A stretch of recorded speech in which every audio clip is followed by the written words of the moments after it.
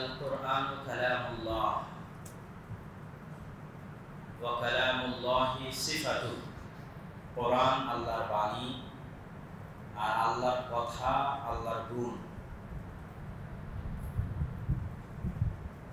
আল্লাহ সুবহানাহু ওয়া তাআলার জাত এবং সত্তা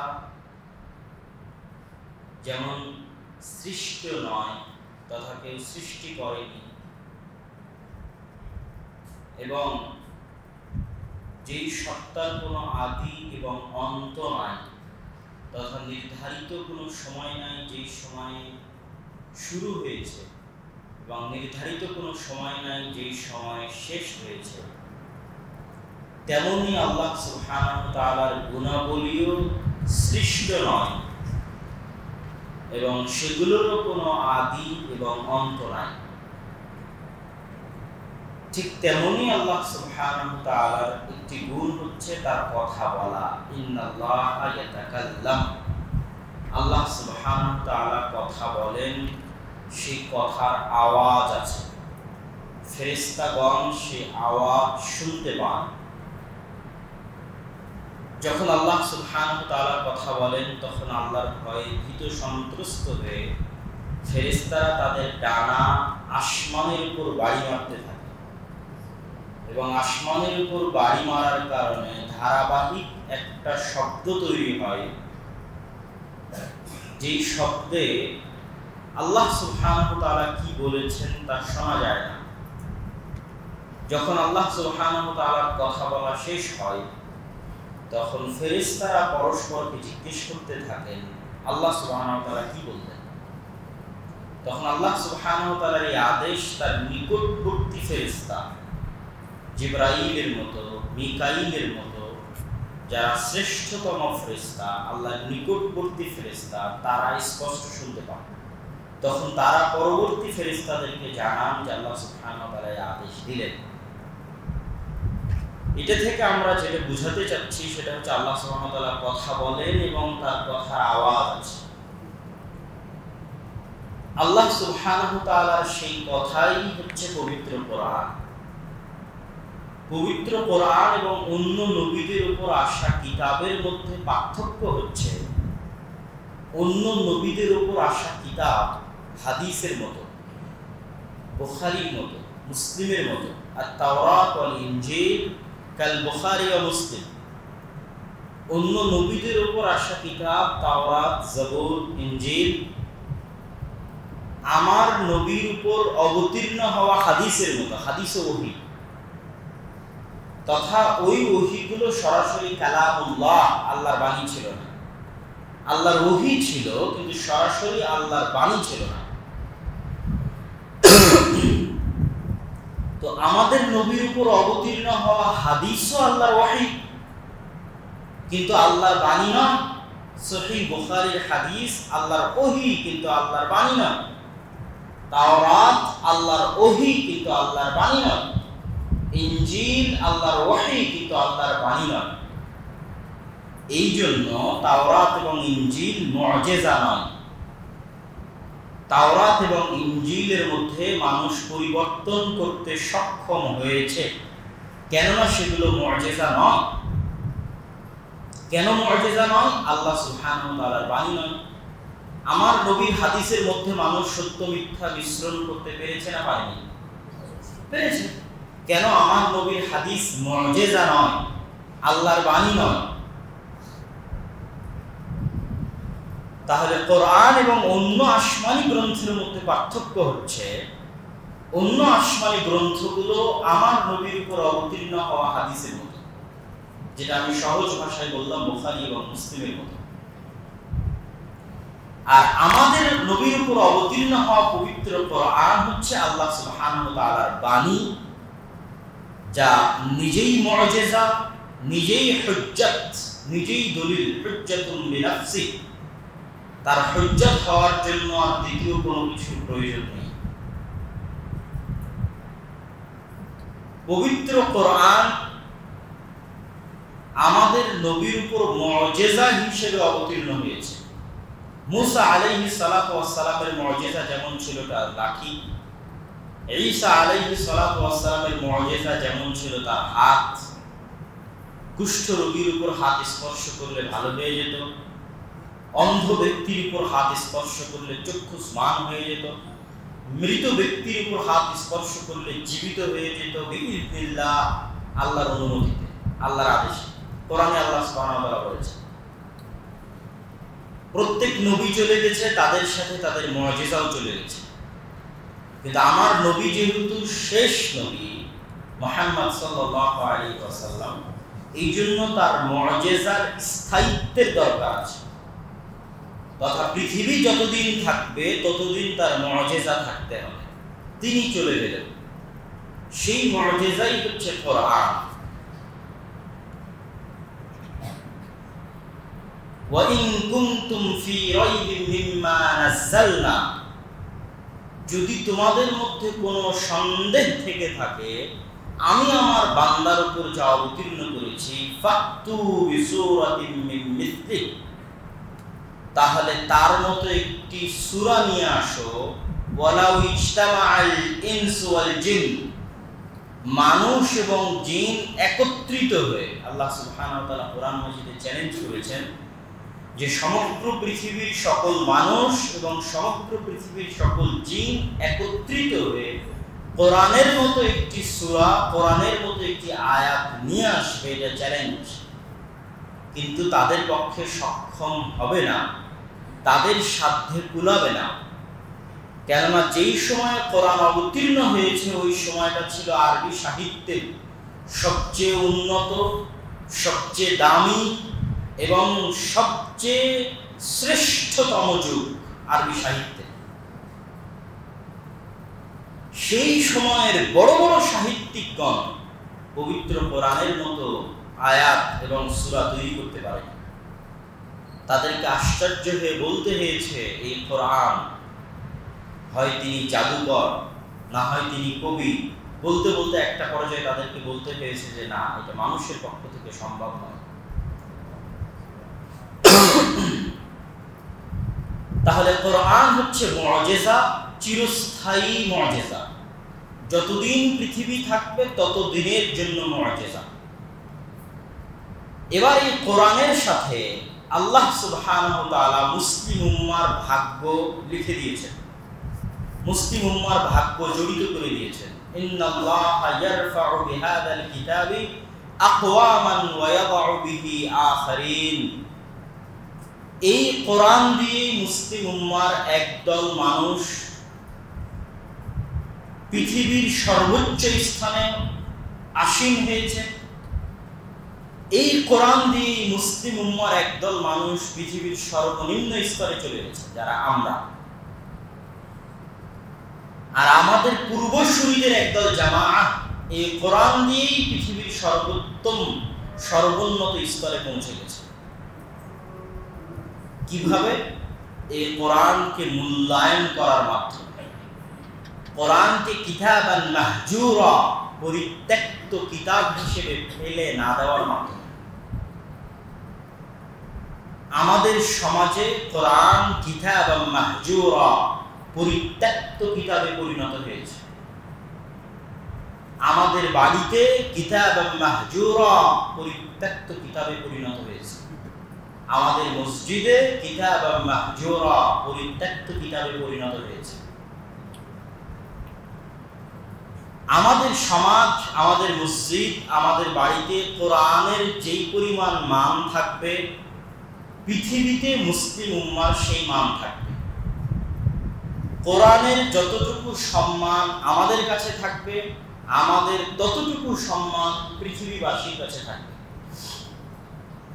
এটা আল্লাহ সুবহানাহু ওয়া তাআলা এবং তার রাসূল হাদিসে স্পষ্টভাবে বলে দিয়েছেন।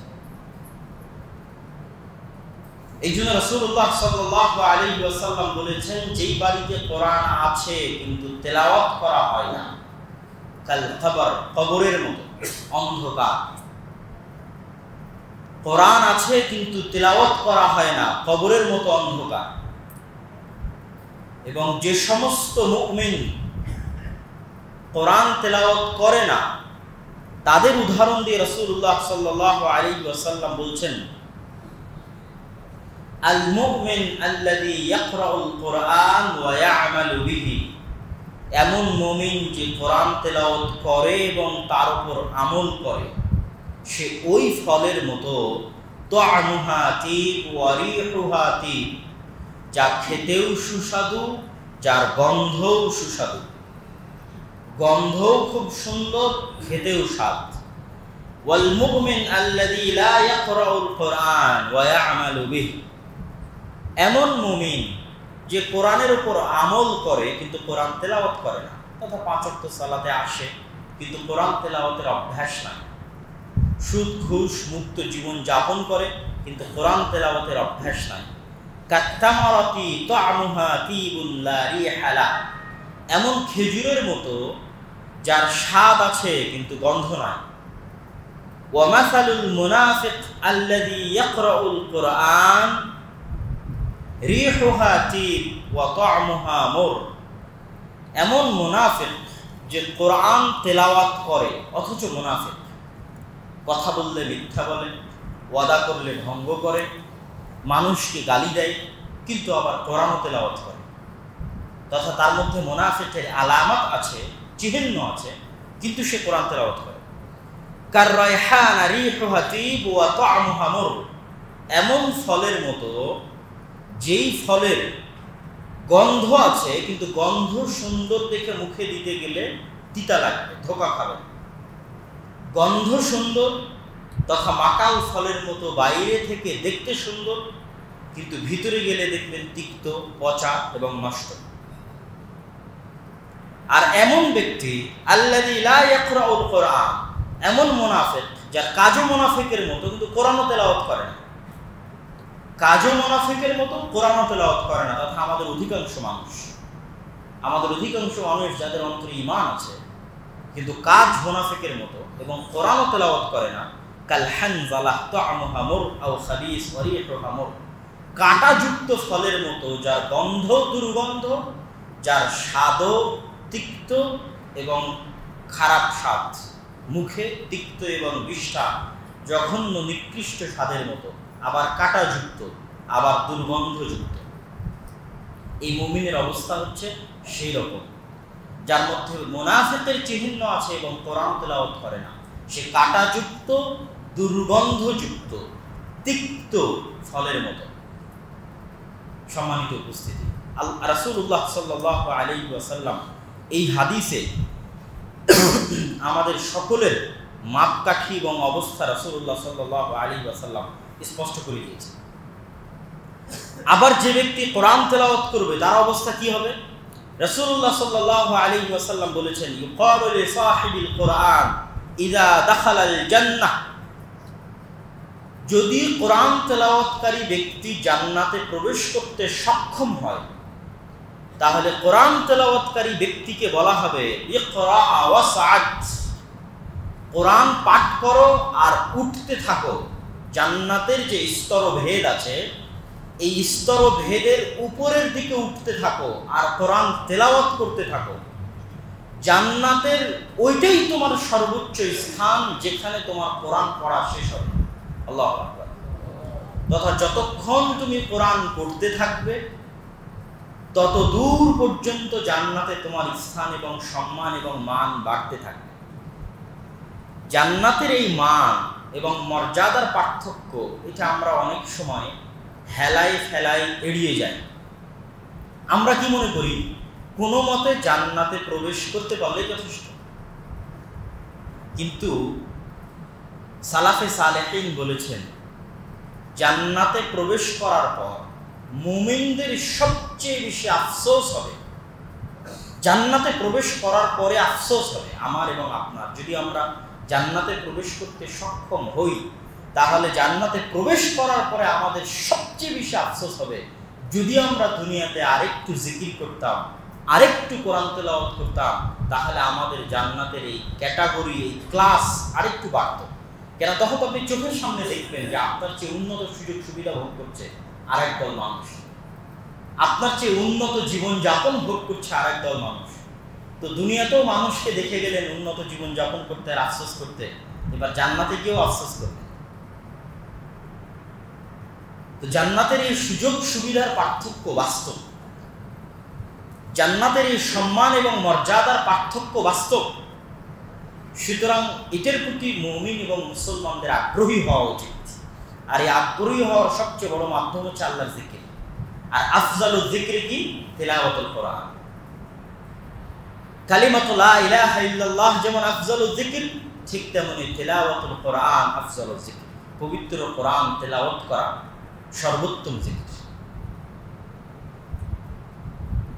সম্মানিত উপস্থিতি, তাহলে এই কোরআন মুসলিম উম্মার উপর আল্লাহ এবং তার রাসূলের পক্ষ থেকে, আল্লাহ সুবহানাহু ওয়া তাআলার পক্ষ থেকে সবচেয়ে বড় নিয়ামত, সবচেয়ে বড় দয়া, সবচেয়ে বড় অনুগ্রহ। এই কোরআন সবচেয়ে শক্তিশালী কিতাব, সবচেয়ে বরকতময় কিতাব আলা ওয়াজহিল আরশ। পৃথিবীর বুকে এত শক্তিশালী এবং এত দামি বরকতের উৎস আর কোথাও নেই। যত বরকতের উৎসের কথা আপনি বলেন না কেন, সকল বরকতের উৎসের চাইতে সবচেয়ে দামি বরকতের উৎস হচ্ছে পবিত্র কোরআন। কেন? আমরা শুরুতেই বলে নিয়েছি কোরআন কার বাণী? আল্লাহ সুবহানাহু ওয়া তাআলার বাণী। তথা কোরআন আল্লাহর জাতের সাথে সম্পৃক্ত। আর পৃথিবীতে যত বরকত আছে সব বরকত আল্লাহর পক্ষ থেকে আসে, আল্লাহর নামের মাধ্যমে বরকত আসে। এবং কিছু নির্দিষ্ট বরকতময় কর্ম আছে, নির্দিষ্ট বরকতময় জায়গা আছে, নির্দিষ্ট বরকতময় পানি আছে। মক্কা এবং মদিনা হচ্ছে বরকতময় শহর। কিছু নির্দিষ্ট জায়গা আছে যেখানে প্রবেশ করলে বরকত পাওয়া যায়, যেমন মসজিদ পৃথিবীর সর্বশ্রেষ্ঠ জায়গা। কিন্তু এগুলো সকল বরকতের চেয়ে শক্তিশালী বরকত কোনটা? কোরআন। কেননা মক্কা বা মদিনা বা জমজমের পানি বা মসজিদ আল্লাহ সুবহানাহু ওয়া তাআলার জাতের সাথে ডাইরেক্টলি কানেক্টেড নয়। এগুলো দুনিয়াতে মানুষে তৈরি করেছে। কে তৈরি করেছে? মানুষ তৈরি করেছে। কাবা মানুষ তৈরি করেছে, ইব্রাহিম এবং ইসমাইল মানুষ। কিন্তু কোরআন কি মানুষ তৈরি করেছে? কোরআনের সম্পর্ক সরাসরি আল্লাহ সুবহানাহু ওয়া তাআলার জাতের সাথে, কালামুল্লাহ। এই জন্য কোরআনের ফজিলত, কোরআনের রহমত এবং কোরআনের বরকত সবচেয়ে শক্তিশালী এবং সবচেয়ে ব্যাপক। কিন্তু আমরা হতভাগা যে আমাদের বাড়িতে কোরআন থাকার পরেও, আমাদের সমাজে কোরআন থাকার পরেও, আমাদের মসজিদে কোরআন থাকার পরেও আমাদের পক্ষে সম্ভব হয় না যে আমরা একটু কোরআন পড়ে দেখব এবং আমরা একটু কোরআন শুনে দেখব। সম্মানিত উপস্থিতি, কোরআনের বরকতের কয়েকটা প্রমাণ আপনাদেরকে বলি।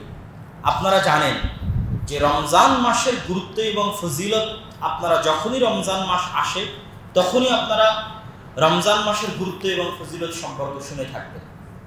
লাইলাতুল কদর যখন আসে, লাইলাতুল কদরের গুরুত্ব এবং ফজিলত সম্পর্কে শুনে থাকবেন।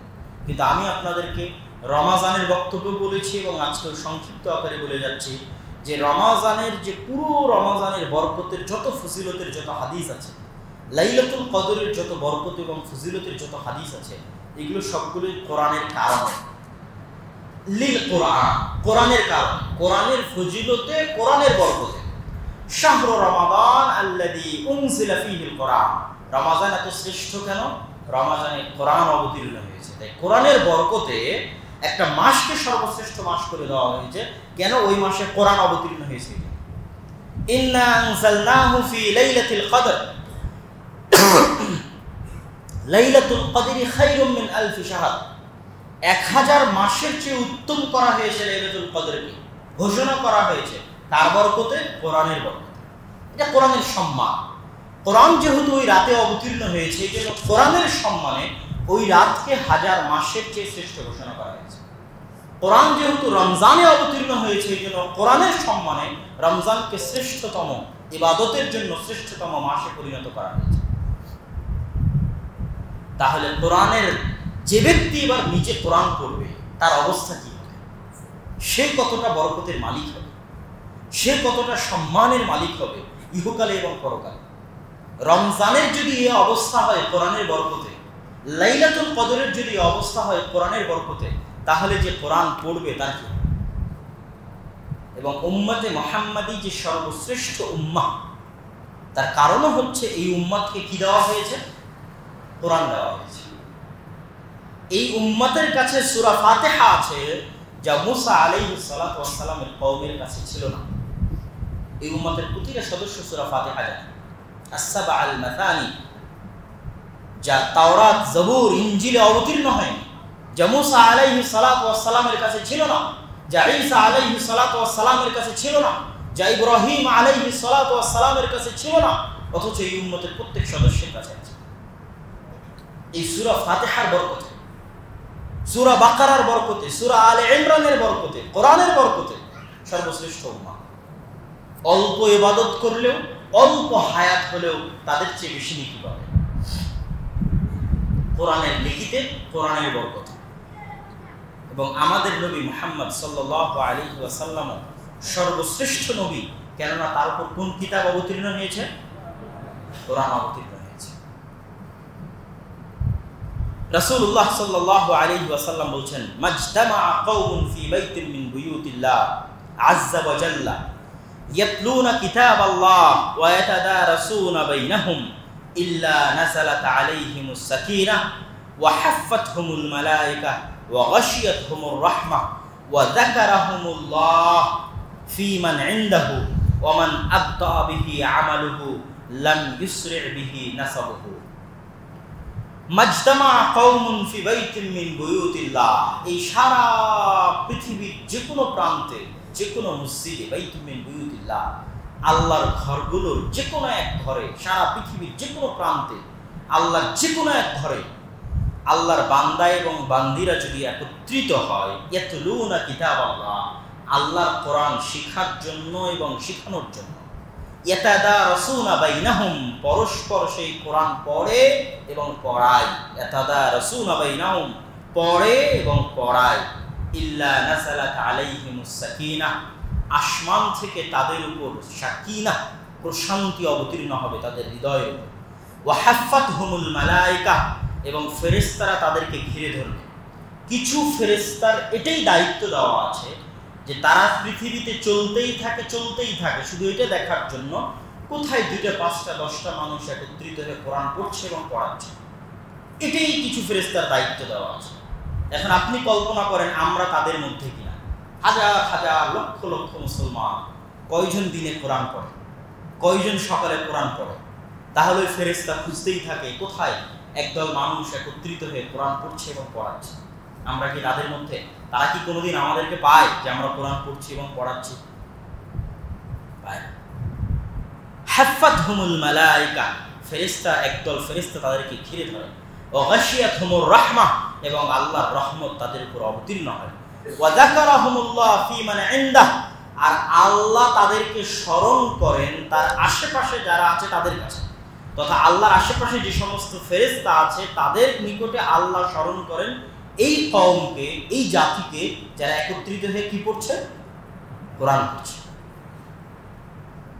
ওয়ামান আবতা বিহি আমালুহু লাম ইউসরি বিহি নাসাবুহু, যার আমল তাকে পিছে করে দিল, তার বংশমর্যাদা, তার রাজনৈতিক ক্ষমতা তাকে কিয়ামতের মাঠে এগিয়ে দিতে পারবে না।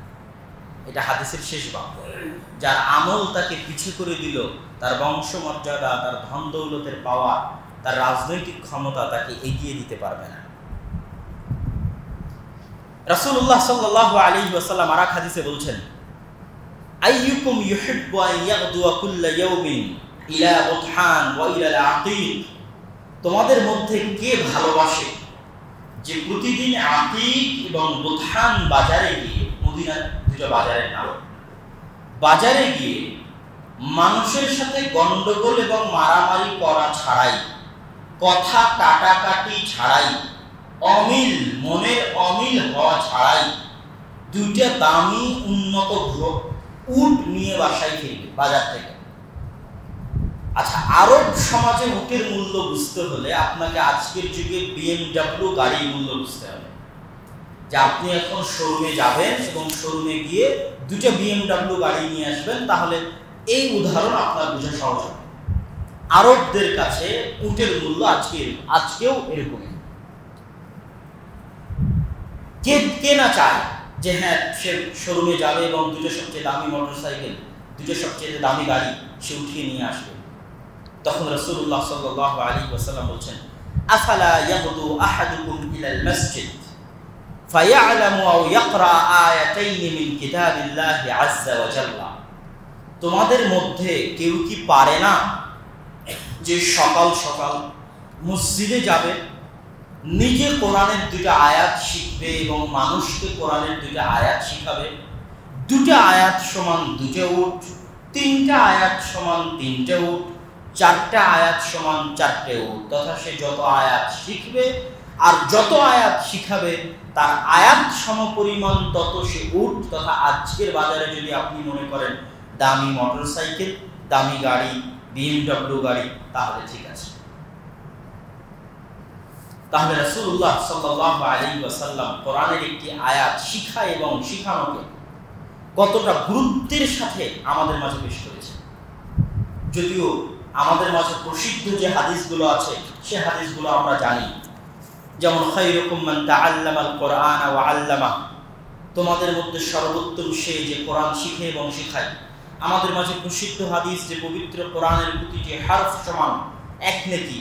রাসূলুল্লাহ সাল্লাল্লাহু আলাইহি ওয়াসাল্লাম বলেছেন আলিফ লাম মিম একটা হরফ নয়, আলিফ একটা হরফ, লাম একটা হরফ, মিম একটা হরফ, তথা আলিফ সমান 10 নেকি, লাম সমান 10 নেকি, মিম সমান 10 নেকি। আল্লাহ সুবহানাহু ওয়া তাআলা কোরআন তেলাওয়াতকারীদেরকে কেন এত ভালোবাসেন এবং কোরআন কেন কিয়ামতের মাঠে কোরআন তেলাওয়াতকারীদের জন্য শাফাআত করবে, কথা বলবে। কোরআনকে কথা বলার শক্তি আল্লাহ দিবেন, এটা কি বিশ্বাস করা যায় না? যায় না? বলেন। আমাদের আশেপাশে অসংখ্য পশু প্রাণী কথা বলে না? বলে না? বলে না। গরু ছাগল কথা বলে, মহিষ কথা বলে, কিন্তু আপনি কথা বলেন। তাহলে গরু ছাগল মহিষ কথা বলে না, কিন্তু আপনি কথা বলেন। তাহলে কে? তাহলে যিনি তাদেরকে কথা বলার ক্ষমতা দেননি কিন্তু আপনাকে দিয়েছেন। আল্লাযী আনতাকাকুম, যিনি আপনাকে কথা বলার ক্ষমতা দিয়েছেন কিন্তু আপনার বাড়িতে থাকা গরু ছাগল মহিষ তাদের কথা বলার ক্ষমতা দেননি, তিনি কিয়ামতের মাঠে কোরআনকে কথা বলার ক্ষমতা দিবেন। সহজ কথা, তিনি কিয়ামতের মাঠে মাটিকে কথা বলার ক্ষমতা দিবেন। এবং আমি বহু বক্তব্যে বলেছি যে এই জিনিসগুলো যে কথা বলতে পারবে তার অনেক আলামা আছে। যেমন মাটিতে আপনি একটা ধান গাছ লাগালে ধানের বীজ থেকে গাছ হবে, হাজার হাজার গাছ মাটিতে উৎপন্ন হয়ে আছে। তার মানে এই মাটির নিজস্ব একটা শক্তি আছে, যেই শক্তির ফলে মাটি গাছ উৎপন্ন করতে পারে। কিন্তু ওকে আল্লাহ কথা বলার শক্তি দেয়নি, তাই কথা বলতে পারে না। কিয়ামতের মাঠে আল্লাহ মাটিকে কথা বলার শক্তি দিবে, কথা বলতে পারবে। কিয়ামতের মাঠে আল্লাহ কোরআনকে কথা বলার শক্তি দিবে, কোরআন কথা বলতে পারবে। এবং কোরআন কিয়ামতের মাঠে তার তেলাওয়াতকারীদের জন্য শাফাআত করবে। রাতে উঠে যারা কোরআন তেলাওয়াত করে তাদের জন্য কোরআন কিয়ামতের মাঠে শাফাআত করবে। ঠিক ওই একই অর্থবোধক একটা হাদিস রাসূলুল্লাহ সাল্লাল্লাহু আলাইহি ওয়াসাল্লাম বলছেন, ইন্না লিল্লাহি আহলিনা মিনান নাস ওয়া ইন্না আহলাল কোরআন আহলুল্লাহ ওয়া খাওয়াসু। প্রত্যেক মানুষেরই ক্লোজ ফ্রেন্ডের সার্কেল আছে, ঘনিষ্ঠ বন্ধুর সার্কেল আছে। আরে ওই তো অমুকের লোক, সে তো অমুকের বন্ধু। দেখবেন যে সমাজে একটা স্তর থাকবে, অমুক অমুক চেয়ারম্যানের লোক, অমুক অমুক এমপির লোক, অমুক অমুক অফিসারের লোক, অমুক বসের লোক, ঠিক অমুকে অমুকের বন্ধু। এই যে মানুষের মধ্যে ক্লোজ ফ্রেন্ড সার্কেলের একটা, যেটা দিয়ে বলা হয় যে অমুকে অমুকের লোক। তো আল্লাহ সুবহানাহু ওয়া তাআলার একটা সার্কেল আছে যাদেরকে আল্লাহ সুবহানাহু ওয়া তাআলা নিজের বন্ধু বানিয়ে নেন তথা ক্লোজ ফ্রেন্ড বানিয়ে নেন, যাদেরকে এটা বলা যাবে যারা আল্লাহর লোক। যেমন আর 10টা মানুষের ক্ষেত্রে বলা যাবে যে অমুকে এমপির লোক, অমুকে এমপির খাস লোক, অমুকে হচ্ছে প্রধানমন্ত্রী প্রাইম মিনিস্টার অফিসের খাস লোক। তো দুনিয়াতে এমনও মানুষ আছে যাদেরকে বলা যাবে যে অমুকে আল্লাহর খাস লোক। আল্লাহ রাসূল হাদিসে বলেছেন, ইন্না লিল্লাহি আহলিনা মিনান নাস, আল্লাহরও এরকম ফ্রেন্ড সার্কেল আছে যাদেরকে আল্লাহ বন্ধু বানিয়ে নিয়েছে। তারা কারা? যারা হচ্ছে সকাল সন্ধ্যায় নিয়মিত যত বেশি কোরআন তেলাওয়াত করবে ও তত বেশি আল্লাহর কাছে চলে যাবে। আল্লাহ আহলুল কোরআন, যারা যত বেশি কোরআন তেলাওয়াত করবে ও আল্লাহর তত ক্লোজ ফ্রেন্ড সার্কেলের অন্তর্ভুক্ত হয়ে যাবে। আউলিয়া আল্লাহ, আল্লাহর ওলি এবং আল্লাহর বন্ধুতে পরিণত হয়ে যাবে। আল্লাহর ওলি এটা এমন বড় কোনো লকব নয় যে আমাদের দেশে যেরকম বলে যে পীর সাহেব আল্লাহর ওলি, শাহ মখদুম আল্লাহর ওলি, শাহ পরাণ, শাহ জালাল আল্লাহর ওলি। এরকম এমন কঠিন কিছু নয় যেটা আপনি হতে পারবেন না, এমন কঠিন কিছু নয় যেটা মানুষের হতে পারবে না। বিশেষ কোনো ক্যাটাগরি নাই যেটা দিয়ে মানুষ আল্লাহর ওলি হতে পারবে, পীর হতে পারবে, কিন্তু আপনি হতে পারবেন। যেমন এই হাদিস থেকে আল্লাহর ওলি হওয়ার একটা রাস্তা পাওয়া গেল যে আল্লাহ সুবহানাহু ওয়া তাআলার ক্লোজ ফ্রেন্ড, বন্ধু, আউলিয়া ও রহমান, রহমানের বন্ধু, আল্লাহর লোক, আল্লাহর খাস লোক কারা হতে পারবে? যে যত বেশি কোরআনের সাথে উঠা বসা, যে যত বেশি রাতে উঠে কোরআন তেলাওয়াত করবে, নিয়মিত প্রতিদিন কোরআন তেলাওয়াত করবে। ঠিক আরো একটা হাদিস আছে আল্লাহ সুবহানাহু ওয়া তাআলার ওলি, খাস লোক, কাছের লোক, ক্লোজ ফ্রেন্ড হওয়া, সেটা হচ্ছে আল্লাহ সুবহানাহু ওয়া তাআলা হাব্বুল আ'মাল ইনদাল্লাহ আল ফরাজ, আল্লাহর সবচেয়ে প্রিয় ইবাদত হচ্ছে ফরজ, তথা ফরজ আদায় করতেই হবে। এবার ফরজের পরে যে যত বেশি নফল এবং সুন্নাত আদায় করবে সে তত আল্লাহর নিকটে যেতে থাকবে।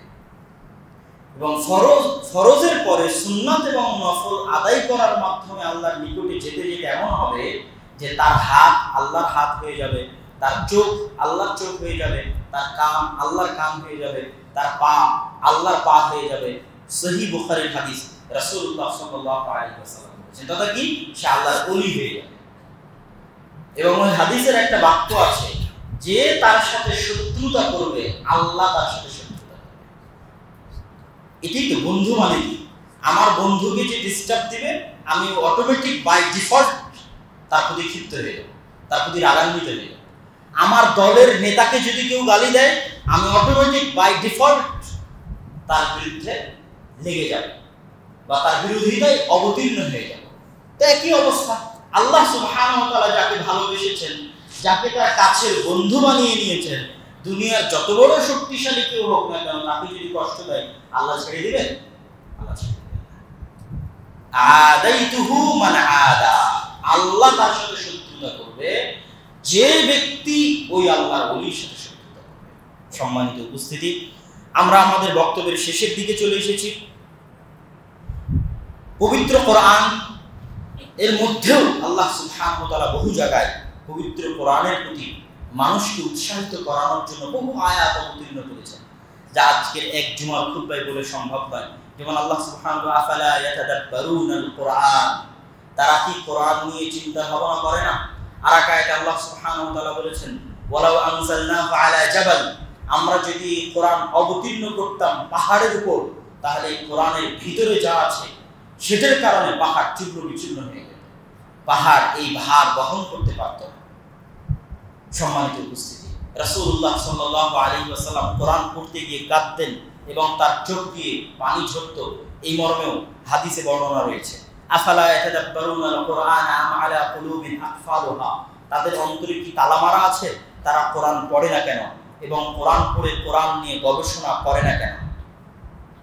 সম্মানিত উপস্থিতি, আজকের এই সংক্ষিপ্ত বক্তব্য থেকে আমরা কোরআন তেলাওয়াত, কোরআন পড়া এবং কোরআন শিক্ষার যে গুরুত্ব এবং যে প্রয়োজনীয়তা শিখলাম, জানলাম এবং বুঝলাম, সেটার উপর ভিত্তি করে আপনাদের সামনে আমাদের কয়েকটি কথা, এই কয়েকটি কথা বলে আজকের বক্তব্য শেষ করব ইনশাআল্লাহ আজিজ। সারমর্ম যদি বলি, কোরআন সবচেয়ে বরকতময় গ্রন্থ, কোরআন সবচেয়ে শক্তিশালী পাওয়ারফুল গ্রন্থ, কোরআন মুজিজা। অন্য নবীদের উপর অবতীর্ণ হওয়া কিতাব মুজিজা ছিল না, শুধু ওহী ছিল। কোরআন চিরস্থায়ী, চিরন্তন।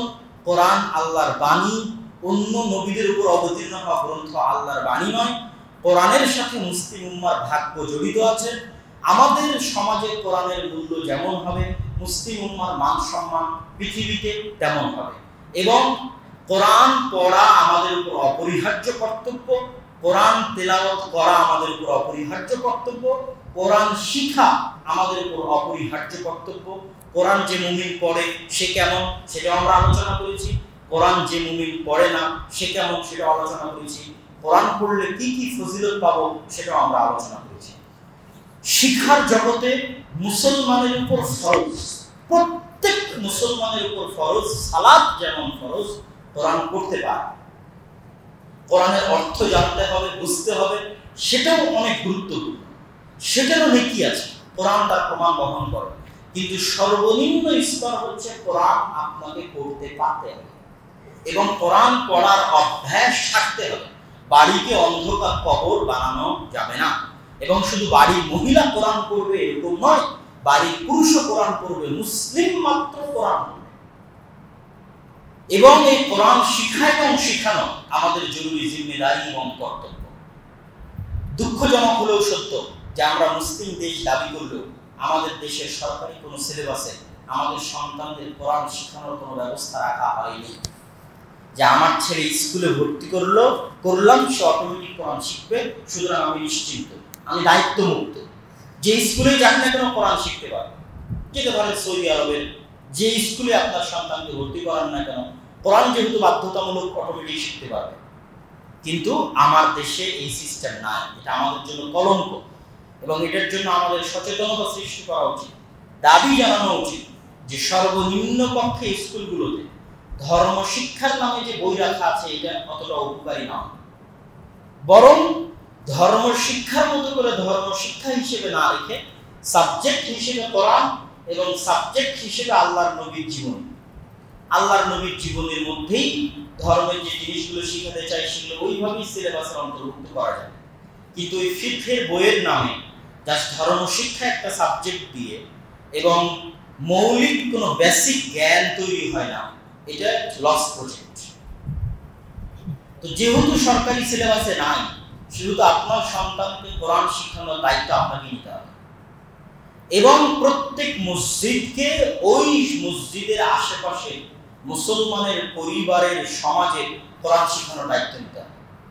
আমাদের আজকের যে দাওয়াতি সফর, আমরা দেশব্যাপী যে দাওয়াতি সফরের কার্যক্রম শুরু করেছি ফি সাবিলিল্লাহ, আল্লাহ সুবহানাহু ওয়া তাআলার সন্তুষ্টির উদ্দেশ্যে, সেই কার্যক্রমের মূল লক্ষ্যই হচ্ছে কোরআন শিক্ষা বিষয়ে সচেতনতা তৈরি করা। আপনারা যারা শুনছেন আপনাদের মধ্যে সচেতনতা তৈরি করা, আপনারা যারা আজকে উপস্থিত হয়েছেন তাদের মধ্যে সচেতনতা তৈরি করা, এবং এটার গুরুত্ব বোঝানোর জন্য সফর। কেন আমি আসছি ফি সাবিলিল্লাহ? শুধু এটার গুরুত্ব বোঝানোর জন্য, যেন আপনি বুঝলেন যে আপনি আমাকে হাদিয়া দিয়েও ডেট নিয়েও নিয়ে যেতে পারেন না, কিন্তু আমি আজকে আপনার কাছে হাদিয়াও চাইনি, ফি সাবিলিল্লাহ ফিরে আসছি আপনার মসজিদে এবং আরো অসংখ্য মসজিদে যাব, অথচ মানুষ ডেট নেওয়ার জন্য ফোন দিচ্ছে কিন্তু আমি তাকে ডেট দিচ্ছি না, অথচ সে আমাকে গাড়ি দিবে, পাথর দিবে, সকল কিছু দিবে, কিন্তু আমি স্বেচ্ছায় আপনার কাছে আসছি, গোদাগাড়ির মানুষের কাছে আসছি, বাসুদেবপুরের মানুষের কাছে আসছি, এটার গুরুত্ব বুঝাতে, তথা আমার আশাটাও এটার গুরুত্ব বুঝাতে যে কোরআন শিক্ষা কার্যক্রম প্রত্যেক মসজিদে প্রত্যেক মুসলমানের সন্তানের জন্য থাকতে হবে, থাকলে আরো ভালোভাবে সেটাকে চালু করতে হবে, অ্যাক্টিভ করতে হবে, যেন কোনো মুসলমানের সন্তান কোরআনবিহীন বড় না হয়, যেন কোনো মুসলমানের সন্তান কোরআনবিহীন কোরআনবিহীন প্রজন্ম যেন আমরা না দেখি। এই আন্দোলন, এই সংগ্রাম প্রত্যেক মুসলমান নিজে কোরআন শিক্ষা, এটাও আপনার দায়িত্ব, সন্তানকে কোরআন শিখানো এটাও আপনার দায়িত্ব, মসজিদে কোরআন শিক্ষার ব্যবস্থা করা এটাও আপনার দায়িত্ব, যে মসজিদে আছে সেখানে আরো যত্ন নেওয়া, আরো ভালোভাবে চালু করা, যে সকল মুসলমানের সন্তান আসে কিনা, কেন আসে না, কিভাবে নিয়ে আসা যায়, কেমনে তাদেরকে ভালো শিক্ষা দেওয়া যায়, আর যদি চালু না থাকে তাহলে কিভাবে চালু করা যায়। এই সচেতনতা তৈরি করার জন্যই আমাদের এই সফর আদ-দাওয়া ইলাল্লাহর পক্ষ থেকে। এবং আমাদের এই পুরো সফরে বিভিন্নভাবে বিভিন্ন সময়ে আমরা কোরআন কেন্দ্রিক আলোচনা করব। যেমন কোরআন কেন্দ্রিক আলোচনা হয়তো বিভিন্ন রকম হতে পারে, যেমন কোরআনের গুরুত্ব তাৎপর্যের উপর আলোচনা হলো। আর একবার কি হতে পারে, কোরআনের সরাসরি কোরআন থেকে তাফসীর হতে পারে, সূরা ফাতিহা থেকে তাফসীর হতে পারে, সূরা বাকারা থেকে তাফসীর হতে পারে। তথা কোরআন কেন্দ্রিক আলোচনা হবে মানে একই রকম আলোচনা হবে এরকম না, তথা এই পুরো সফরে কোরআন কেন্দ্রিক আলোচনা হবে, সেটা কোরআনের গুরুত্বের উপর হতে পারে, কোরআন থেকে তাফসীরের উপর হতে পারে, এবং প্রতিটি আলোচনায় আমরা চেষ্টা করব আলাদা আলাদা আলোচনা করার। কিন্তু মূল লক্ষ্য এবং উদ্দেশ্য হচ্ছে কোরআন শিখতে হবে, কোরআন শিখাতে হবে, মসজিদে বক্তব্য প্রতিষ্ঠা করতে হবে। আপনাদের সকলের প্রতি, যারা আজকে উপস্থিত হয়েছেন, সকল মুসলমানের প্রতি কোরআন শিখার আহ্বান জানিয়ে, কোরআন নিয়মিত পড়ার আহ্বান জানিয়ে এবং সকল যুবক সমাজকে এই দায়িত্ব নেওয়ার আহ্বান জানিয়ে যে তারা কোরআন শিক্ষা কেন্দ্রিক এই কার্যক্রমটা সকল মসজিদে বাস্তবায়ন করবে, সকল এলাকায় বাস্তবায়ন করবে, মক্তব প্রতিষ্ঠা করবে, নিজে কোরআন শিখবে এবং নিজের আশেপাশের বন্ধু বান্ধব মুসলমানের সন্তান সন্ততিকে কোরআন শিখাবে। একটা মুসলমানের সন্তান যেন কোরআনবিহীন বড় না হয়, এই চ্যালেঞ্জ দিবে এবং এই যে তাদের মাথায়, তাদের ব্রেনে গেঁথে যাবে আজকের আমার এই বক্তব্যের পরে বা এই সফরের মাধ্যমে, এটাই আমাদের চেষ্টা। আল্লাহ সুবহানাহু ওয়া তাআলা আমাদেরকে সেই তৌফিক দান করুন, আল্লাহুম্মা আমিন। আমরা এখান থেকে জুমার সালাতের পরে আমাদের আসরের সময় হচ্ছে কি গ্রাম, সাগ্রাম পাড়, এবং তারপরে আছে হচ্ছে কি যেন একটা রেল লাইন, রাতাহারি রেল লাইন মাগরিবের সময়, এবং এশার সময় উজানতলা এরকম একটা জায়গার নাম আছে, সেখানে আমরা থাকবো ইনশাআল্লাহ এশার সময়। আপনাদের সকলকেই, যারা এই মসজিদে আছেন, যুবক সমাজ যারা আছেন, তারা আমাদের সাথে এই সফরে একত্রিত হতে পারেন। আমরা মোটরসাইকেলে আসছি এবং আপনাদেরও যাদের মোটরসাইকেল আছে তারা এশা পর্যন্ত আমাদের সাথে প্রতিটা মসজিদে মোটরসাইকেলে সফর সঙ্গী হতে পারেন। এই আহ্বানও আপনাদের নিকটে থাকলো। ওয়া আখিরু দাওয়ানা আলহামদুলিল্লাহি রাব্বিল আলামিন।